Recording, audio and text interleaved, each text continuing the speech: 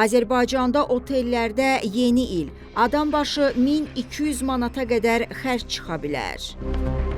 Azərbaycan Turizm Peşəkarları Təşkilatının rəhbəri Ceyhun Aşurov reporta açıqlamasında bildirib ki, dekabr ayının son günləri ənənəvi olaraq daxili turizmin ən pik dövrlərindən biridir və artan tələbat sektorda həm qiymətləri, həm də rezervasiya sürətini müəyyən eləyir. Onun sözlərinə görə ötən il otellər yeni il şənliyinə daxil edilən xüsusi istirahət paketləri təklif ediblər. Bu paketlər adətən 2 gecə və 3 günlük qonaqlamadan, qidalanmadan, əyləncə proqramlarından və yeni il tədbirindən ibarət olurdu. Belə bir paket 2 nəfər üçün 1500-2500 manat arasında dəyişirdi. Nəticə etibarilə bir nəfərin xərci təqribən 750-1200 manat aralığında formalaşırdı. Bu il qiymətlər ötən illə müqayisədə ciddi artmayacaq. Turizm sektorunda aparılan monitorinqlər yeni il tarixlərinə yaxın otellərin doluluq səviyyəsində ciddi artım olduğunu göstərir. Şahdağ və Qəbələ otellərində doluluq artıq 70-85% təşkil eləyir. Quba, İsmayıllı və Şamaxı istiqamətlərində doluluq